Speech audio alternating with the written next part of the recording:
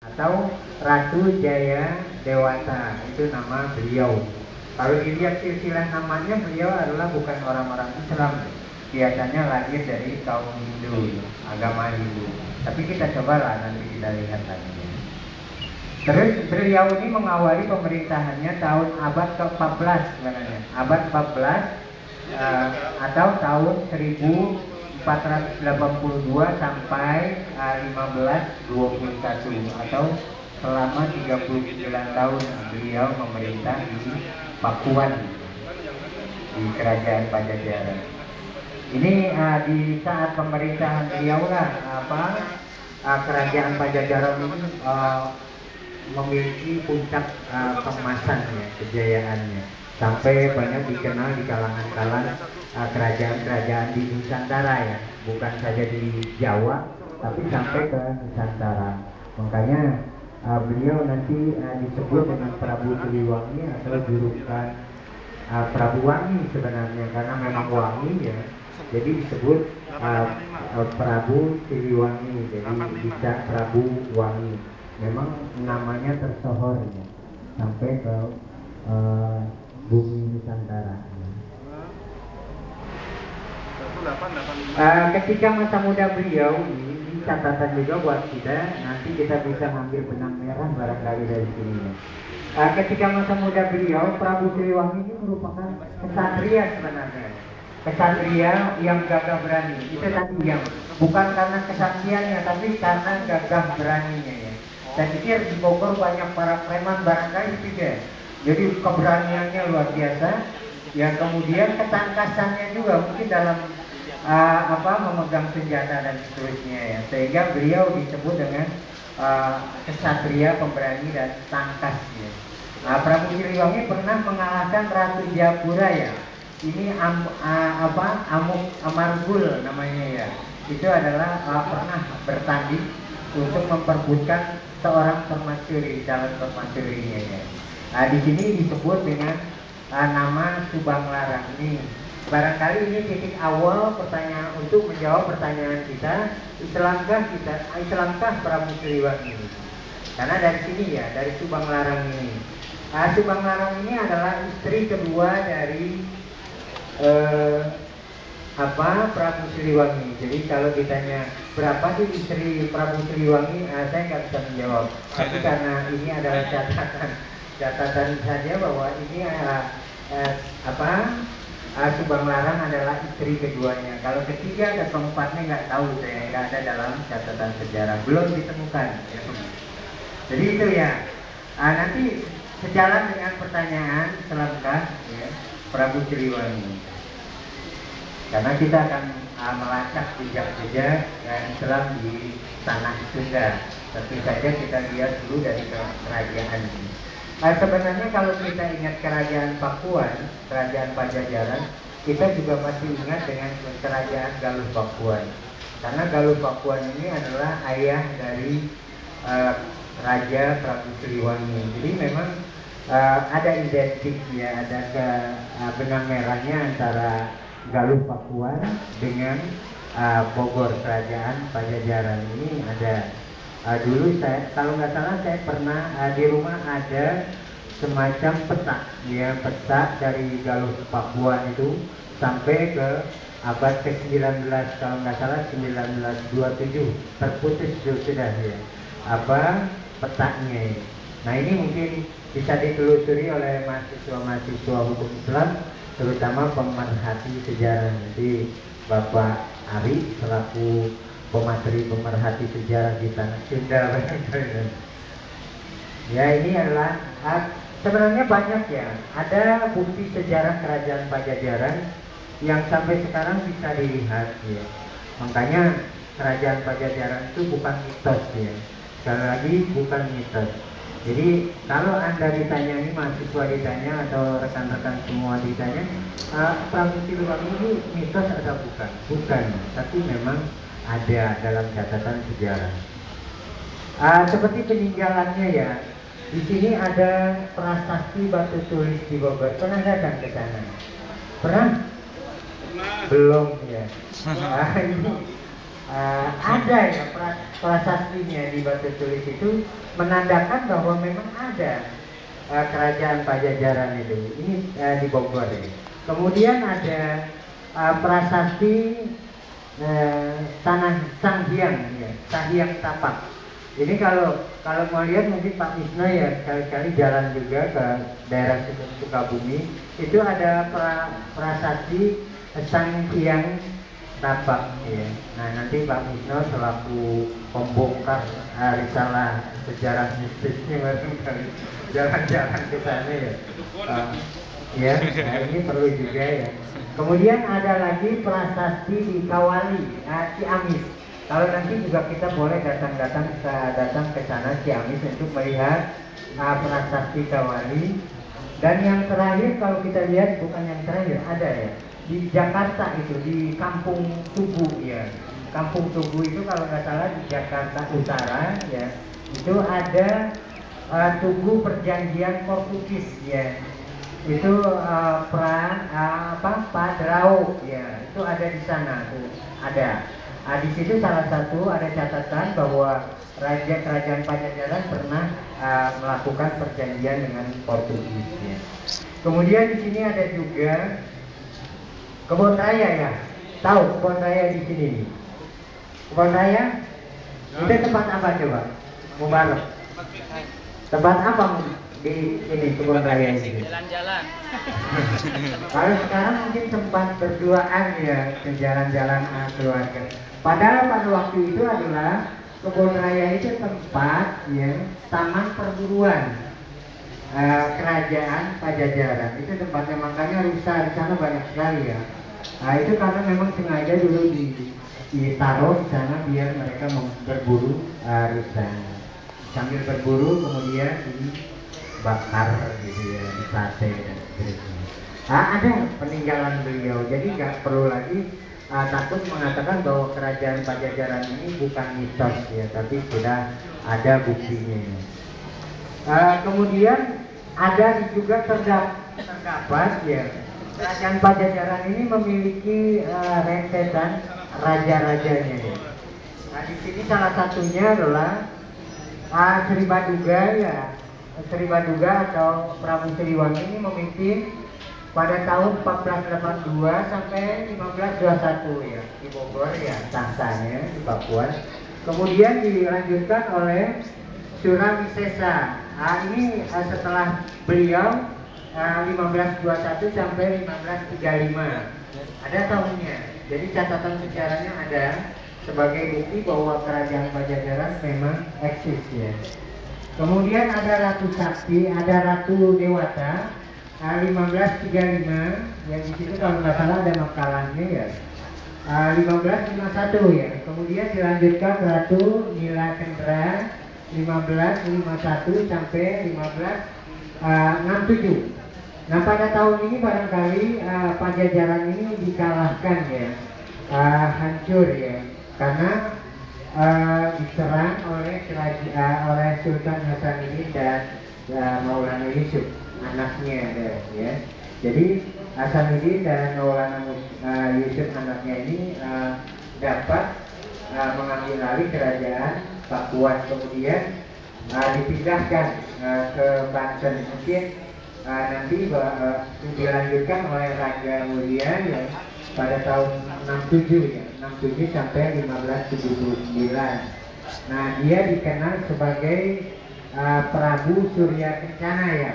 Nah mungkin kalau antum pernah lihat apa sih Surya Kencana ya di Jalan Surya Kencana, ini adalah cikal bakal memang Raja Raga Mulia sebenarnya ya, Raga Mulia namanya. Maka dia dinobatkan sebagai jalan ya, Surya Kencana. Nah ini adalah silsilah dari raja-raja Pakuan. Ya. Kemudian di sini juga saya tuliskan bahwa runtuhnya kerajaan Pajajaran ini tahun 1579 akibat serangan Sunda lainnya ya. Jadi bukan saja dari Banten, tapi ada kerajaan-kerajaan kecil di Sunda yang menghancurkan kerajaan Pajajaran.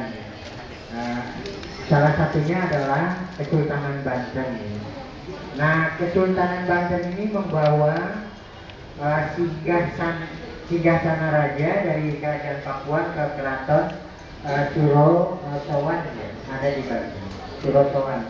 Jadi di sana ada batu besar ya, batu besar itu juga dibawa di sana. Kalau kebiasaan di tanah Pasundan di kerajaan Pajajaran, batu besar berukuran 2 meter, kemudian lebarnya 1,6 meter dan tingginya 20 cm. Nah itu adalah tempat di mana penobatan raja-raja baru gitu ya. Makanya dibawa. Jadi kerajaan Pajajaran itu sudah tidak memiliki batu ya untuk masuk ke dalam pengangkatan raja. Yang selanjutnya ini dikisahkan bahwa keraton Suro Sowan ini dibangun oleh pasukan Maulana Yusuf ya. Kemudian risalah Maulana Yusuf ini mereka menerapkan tata cara kehidupan Mandala yang ketat sekali di sana. Nah ini tata cara ini sampai sekarang dipakai oleh orang-orang Baduy. Barangkali Pak Wisnu pernah ke Baduy di sana. Jadi mungkin jika bakal tentara penggawa Pasundan itu kerajaan Pajajaran yang masih eksis itu masuk ke Baduy ya. Kalau di dalam sejarah ini, wallahu a'lam bishawab, nanti Pak Wisnu akan menjelaskan barangkali. Untuk selanjutnya bahwa pertanyaan kita adalah Islamkah Prabu Siliwangi ya? Tadi dari paparan di atas di sini dilihat dari nama Prabu Siliwangi memiliki nama-nama Hindu. Jadi kalau menurut kita, kalau kita tarik benang merah bahwa silsilah beliau adalah orang-orang yang Hindunya kuat ya, agama Hindunya kuat sekali. Tapi dilihat dari silsilah dari adanya hal yang menarik di sini ditelaah ketika Sumbang Larang ini diangkat sebagai istri kedua. Nah sebenarnya Sumbang Larang ini adalah Islam. Ya, nah ini barangkali pertanyaan yang menarik buat kita. Nanti ada fikih ya, mungkin akan dibahas juga disinggung masalah Islamkah Prabu Siliwangi menurut konsep fikih. Karena Sumbang Larang ini adalah Islam. Kita tahu bahwa Islam pada abad ke-12 itu sudah maju ya, sudah berkembang dan sudah ada di tanah Jawa. Dalam catatan sejarah bahwa Islam itu masuk ke Indonesia pada abad ke-7.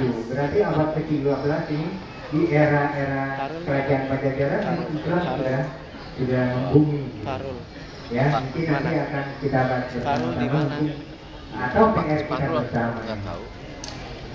Pertanyaan berikutnya adalah di sini saya coba bertanya, apakah Prabu Siliwangi Islam atau Hindu? Nah ini masih pertanyaan tadi kita ada benang merahnya adalah Prabu Siliwangi menikahi Sumbang Larang. Ya nanti konsep fikihnya kita coba Pak.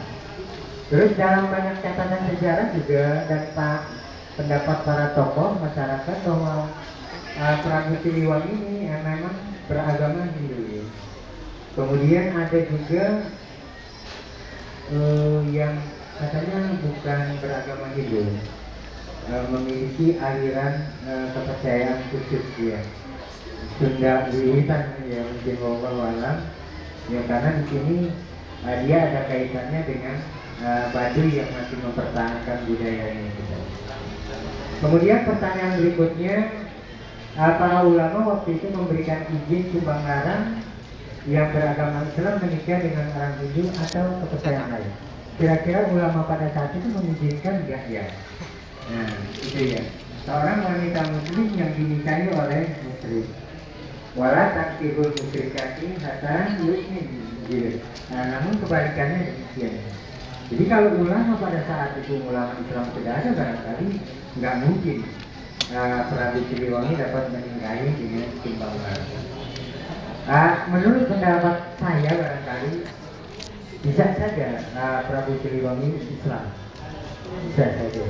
Karena kalau kita lihat para ulama kita dulu ketika menikahi mungkin ada syarat-syarat tertentu yang harus dipenuhi. Ya dalam seminar ini sebenarnya saya berharap juga ya, mudah-mudahan mahasiswa atau para pemerhati budaya cobalah untuk melakukan penelitian ya.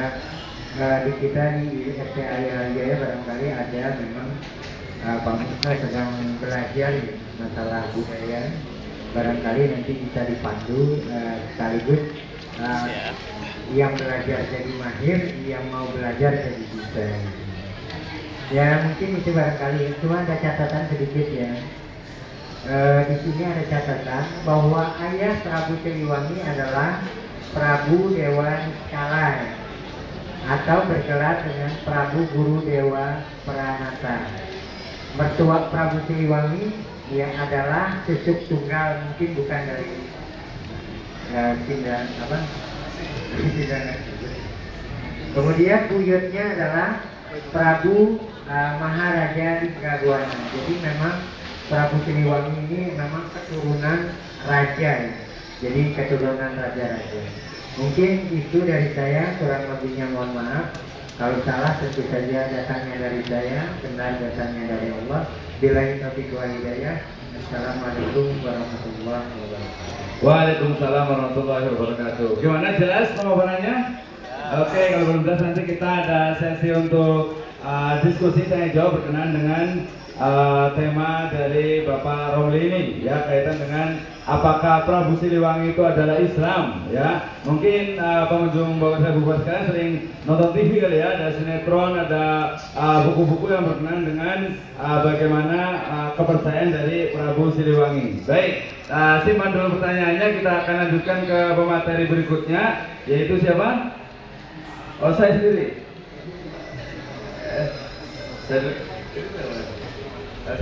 Baik, mungkin saya mohon maaf karena dari saya semuanya sudah buat slide, nanti di fotokopinya ada dan semuanya ada di makalahnya. Sudah dapat makalah semuanya? Sudah ya? Ada ya, baik. Materi yang saya bawakan adalah berkenaan dengan hukum Islam di Tatar Sunda. Ya, melacak jejak hukum Islam di Tatar Sunda.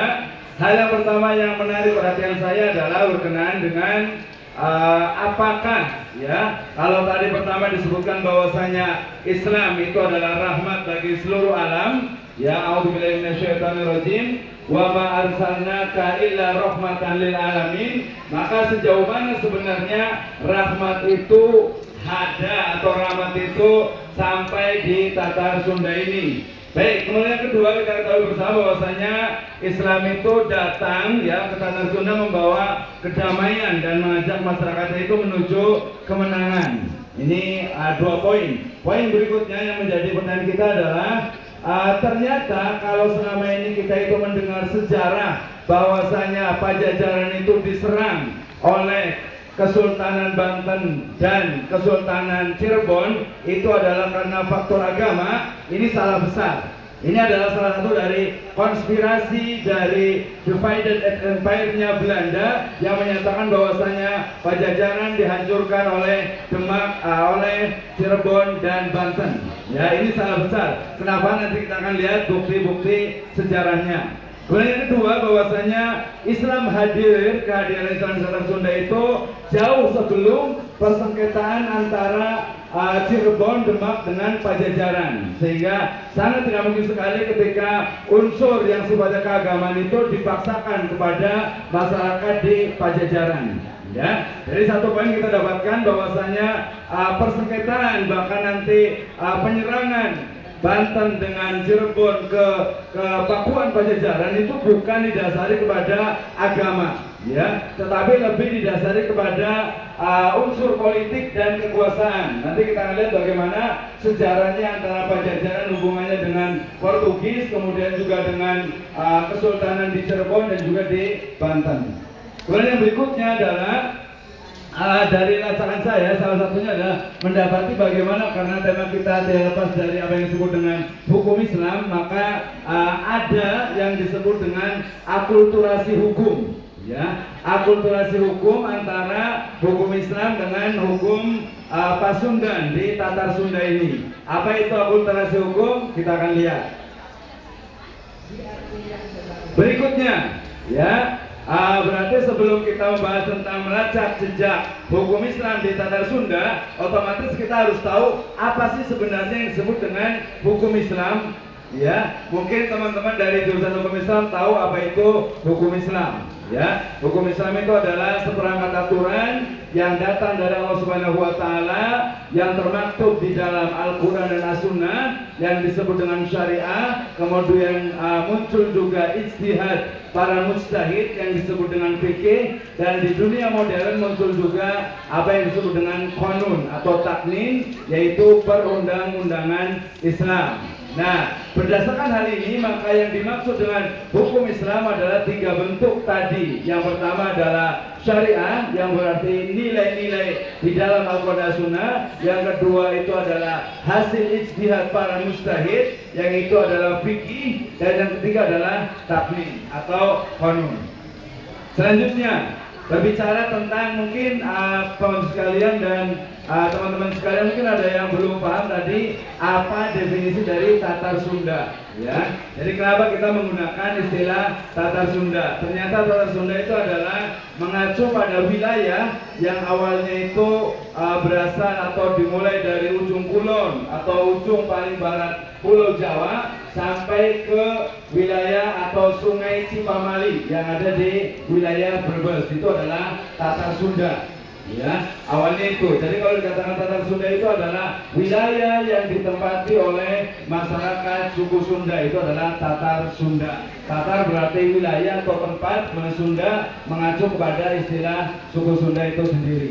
Nanti kalau kita baca-baca di internet banyak sekali makna atau arti dari Sunda itu sendiri. Saya catat di sini yang disebut dengan Sunda.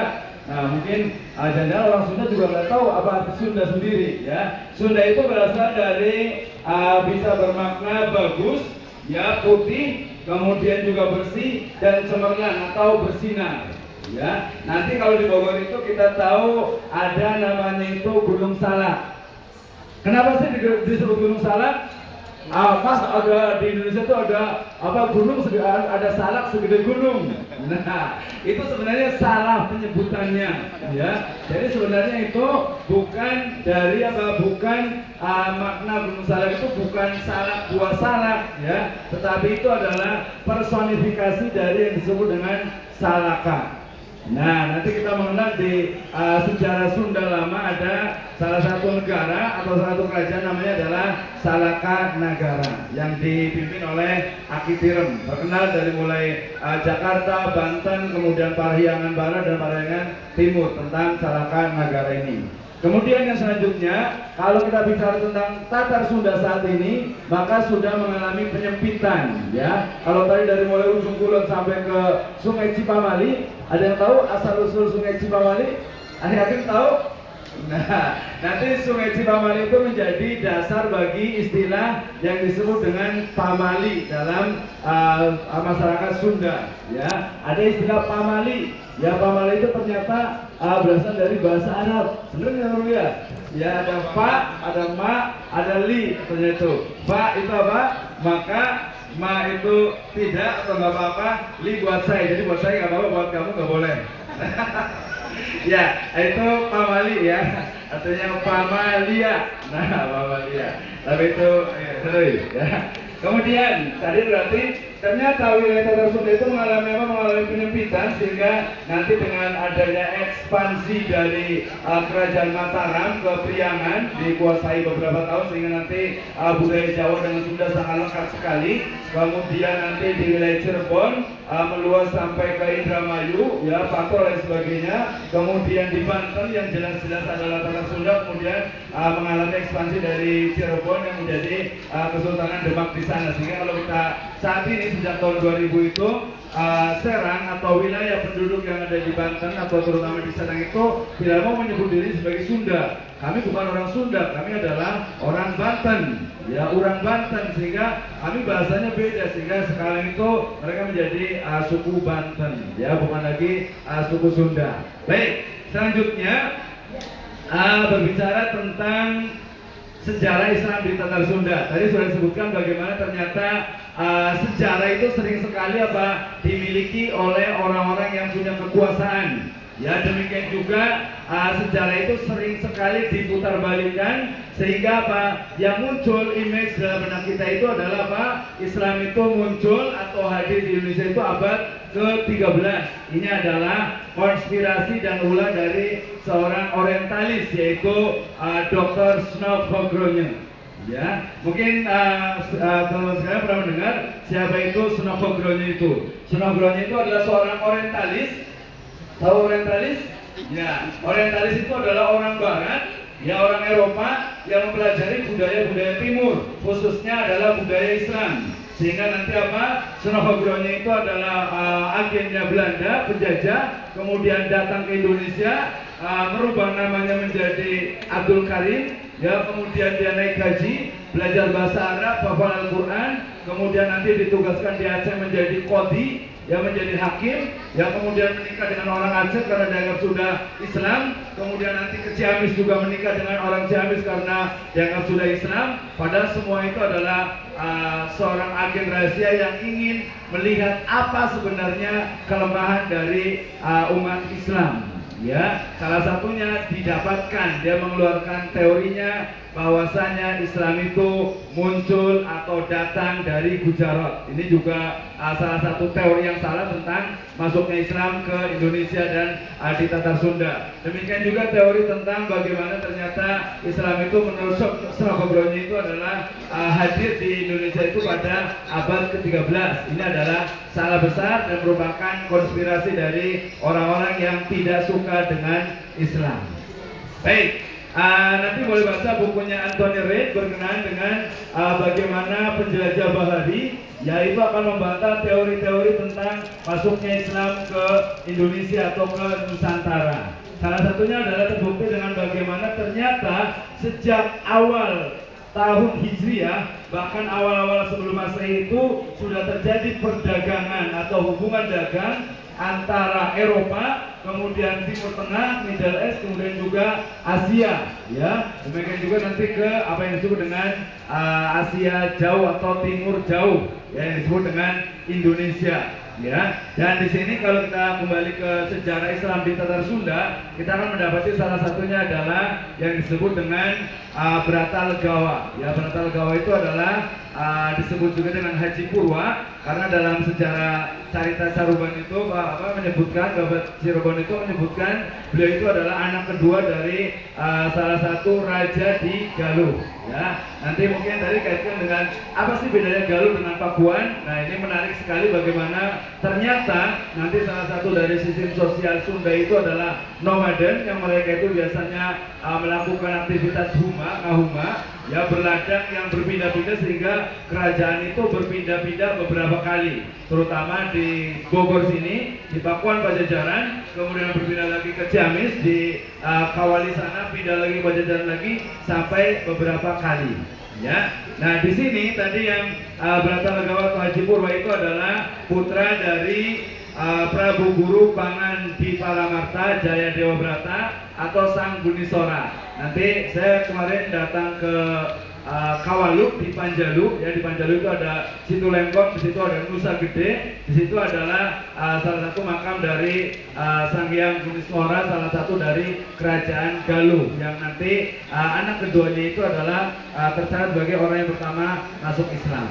Dan di situ juga membantah bahwasanya Islam itu bukan hanya muncul di pesisir saja, tetapi sudah juga masuk ke pedalaman. Karena kita tahu Panjalu, kemudian Kawalu dan Ciamis itu adalah masuk wilayah pedalaman, bukan lagi pesisir. Baik.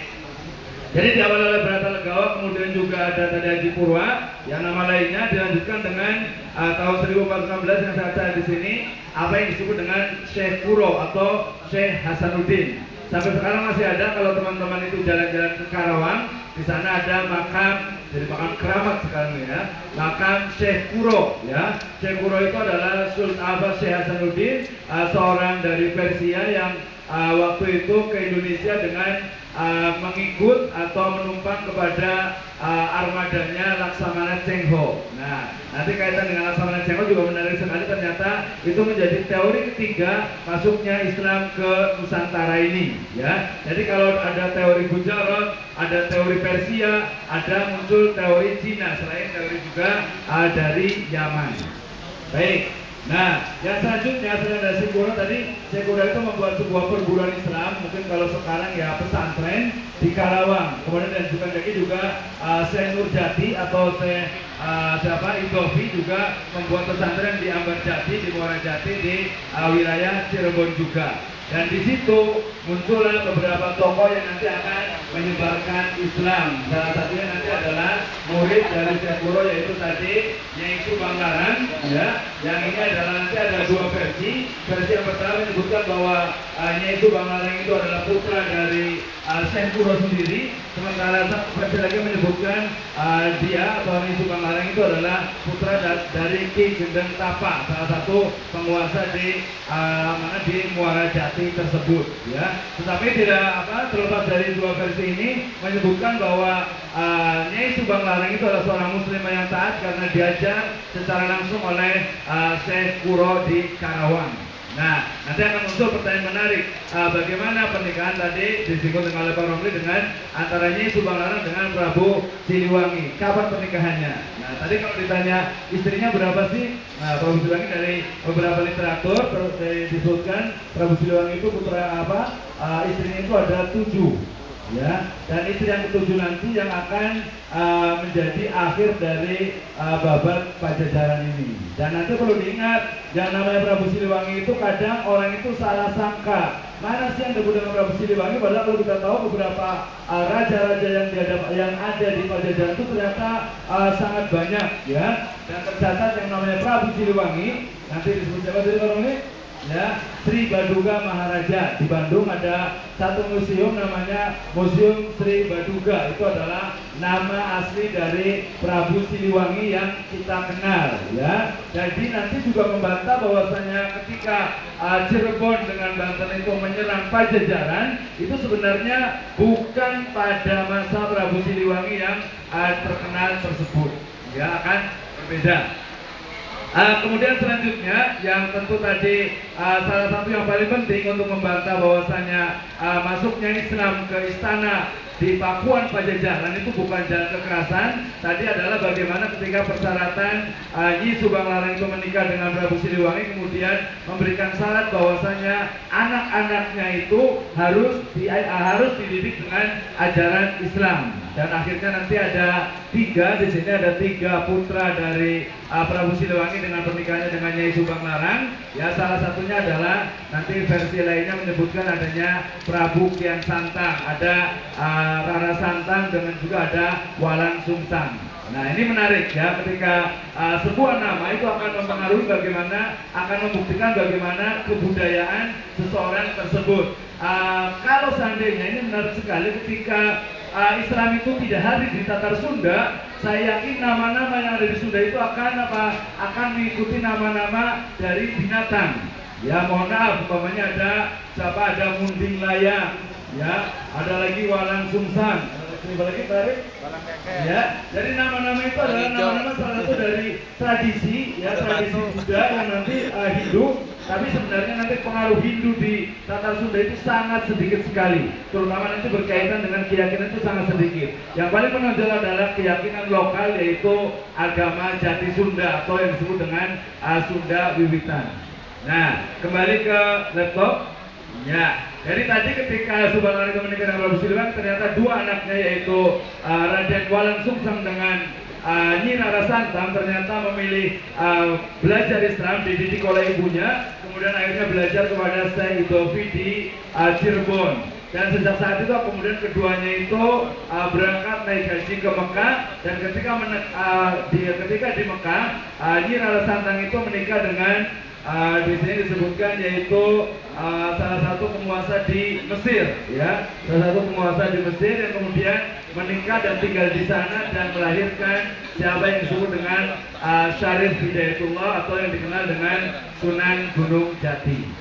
Ya, jadi Sunan Gunung Jati lahirnya di Timur Tengah sana, kemudian sampai umur 20 tahun baru kembali ke tanah Tatar Sunda ini. Nanti ada menarik juga bahwa adiknya yaitu Syekh Nurullah itu juga diperintahkan untuk menggantikan ayahnya menjadi penguasa di sana. Yang pasti bukan penguasa tinggi tetapi sebatas wazir atau amir ya di Mesir tersebut. Kemudian nanti akan rancu antara Syekh Nurullah yang disebut dengan Fatahillah atau Falitihan atau Fadilafan dengan Sunan Gunung Jati atau Syekh Syarif Hidayatullah. Dan akhirnya nanti yang paling banyak berperan dalam penyebaran di Tatar Sunda itu adalah Syarif Hidayatullah atau Sunan Gunung Jati. Ya, salah satu kunci suksesnya adalah bagaimana beliau itu menggabungkan antara ilmu fikih kemudian juga dengan lokal wisdom atau kearifan lokal yang ada di Indonesia ini, sehingga nanti akan muncul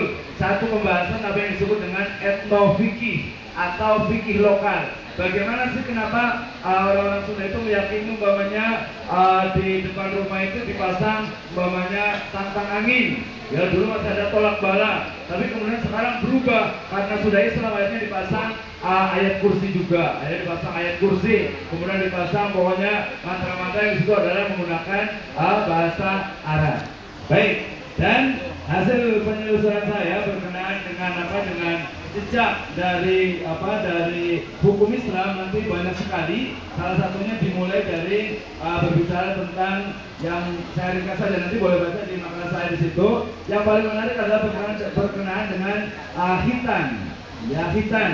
Mungkin kalau umat Islam sudah memahami bahwasanya yang namanya hitan itu adalah syariat dalam Islam yang muncul pada masa atau muncul pertama kali pada masanya Nabi Ibrahim.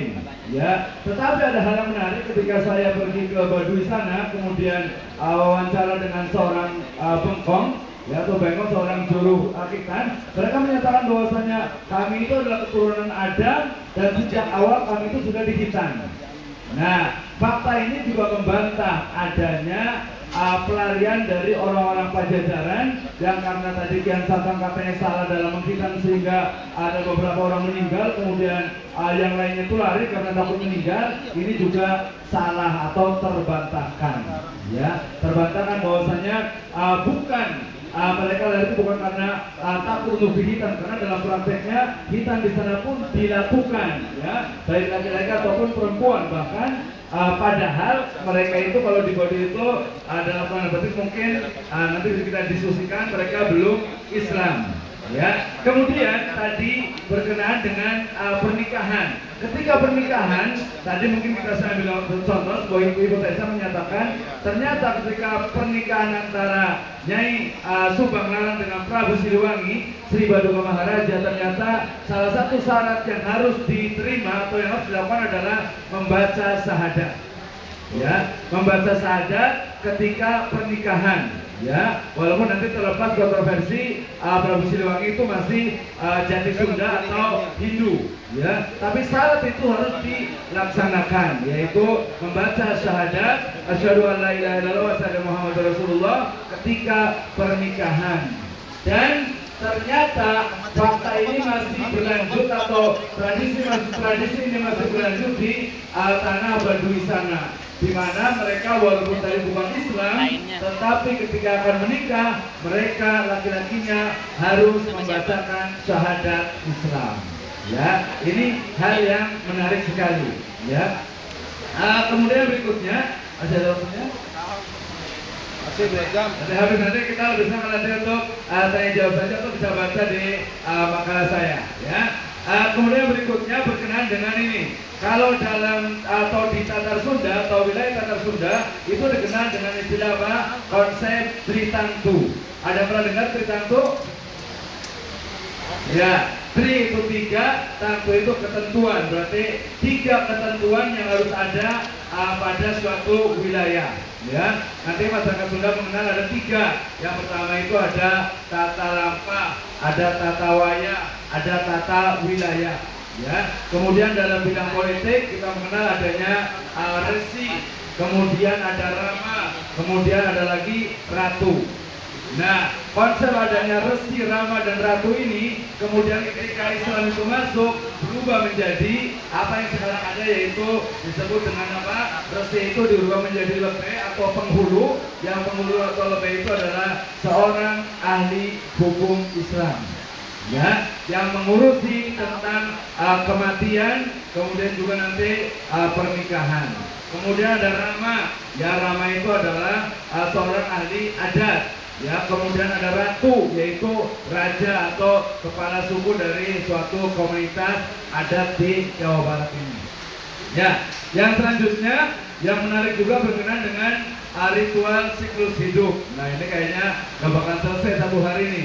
Siklus hidup itu dari mulai lahir sampai anak-anak dewasa, dihitan, menikah, meninggal, sampai keyakinan setelah meninggal itu seperti apa. Itu adalah siklus hidup.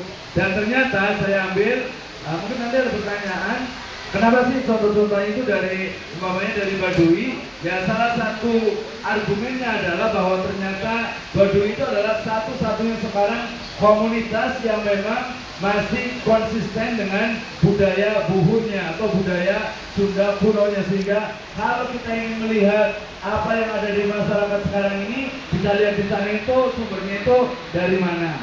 Nanti kalau dalam naskah Siksa Kandang Karesian itu disebutkan apa? Hana Muni, Hana Mangke, Tan Hana Muni, Tan Hana Mangke. Adanya sekarang itu karena sebabnya adanya dahulu. Gak mungkin ada sekarang kalau tidak ada dahulu. Itu salah satu nanti menjadi juga teori silogisme dari lokalisme yang ada di Tatar Sunda ini. Sangat luar biasa sekali. Ya. Tadi berkaitan dengan apa? Dengan keyakinan, maka muncul juga satu yang menarik, ya. Satu yang menarik. Tadi kenapa Islam itu salah satunya diterima di Tatar Sunda ini, salah satunya adalah karena mereka itu memiliki satu keyakinan agama yang bersifat monoteis, ya, monoteisme atau meyakini adanya Tuhan itu satu. Sehingga nanti ketika Hindu itu datang ke Indonesia, ke Tatar Sunda, kemudian Buddha juga datang ke Tatar Sunda, itu pengaruhnya itu sangat kecil sekali.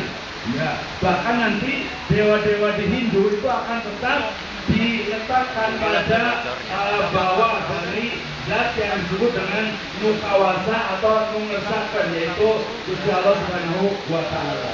Ya, ini satu juga bahwasanya pengaruh Hindu di Tatar Sunda itu sangat kecil sekali, ya, sangat kecil sekali. Kemudian yang berikutnya berkenaan juga dengan keyakinan. Kalau dulu mereka menyebut Tuhan mereka dengan tadi Nukawasa atau Nungersakan atau juga disebut dengan Gusti Pangeran, maka sekarang mereka itu sudah berubah menjadi Gusti Allah Subhanahu wa Ta'ala, Gusti Allah saja atau Pangeran. Nah, ini juga hal yang menarik yang bisa nanti diskusi di bagian usuluddin sebenarnya. Nah, kemudian yang terakhir berkenaan dengan Tatar Sunda ini, hukum Islam ini adalah ternyata tadi ketika kita ingin melihat satu hukum Islam yang murni, yaitu kita bisa lihat dari praktek hukum Islam yang ada di komunitas yang terasing tersebut, sehingga kita akan mengatakan, oh ternyata ini itu bukan dari Islam, ini itu berasal dari Islam, ya, tradisi ini itu bukan dari Islam, tradisi ini itu ternyata adalah kearifan lokal, sehingga kita bisa misalkan, dan dengan itu kita bisa mengambil sikap bijak dalam menyikapi setiap hukum atau tradisi adat yang ada di masyarakat, khususnya di Tatar Sunda ini. Baik, masih banyak ya yang bisa kita diskusikan. Mungkin biar saya nggak mendominasi, kita lanjutkan ke pemaparan berikutnya, yaitu Bapak Ustaz Anjumana MHI yang akan berbicara tentang jejak hukum muamalah di Tatar Sunda. Lalu menarik, kami persilakan. Bismillahirrahmanirrahim. Assalamualaikum warahmatullahi wabarakatuh. Waalaikumsalam. Alhamdulillah, nahmaduhu wa nasta'inuhu wa nastaghfiruh wa na'udzu billahi min shururi anfusina wa min sayyiati a'malina. Man yahdihillahu fala mudilla lahu wa man yudlil fala hadiya lahu. Asyhadu an la ilaha illallah wahdahu la syarika lahu wa asyhadu anna Muhammadan abduhu wa rasuluh la nabiyya ba'dah. Wallahu ta'ala fil Qur'anil Karim. A'udzu billahi minasyaitonir rajim. Bismillahirrahmanirrahim. Ya ayyuhalladzina amanu ittaqullah haqqa tuqatih wa la tamutunna illa wa antum muslimun. Wa qala Allah ta'ala fil Qur'anil Karim a'udzu billahi minasyaitonir rajim. Wa qadrum nafsum ma qaddamat Pertama-tama kita panjatkan puji syukur kepada Allah Subhanahu wa taala. Bila dalamnya Allah akan berlalu ampun jongkok atau pengajar. Bila raga tadi kurang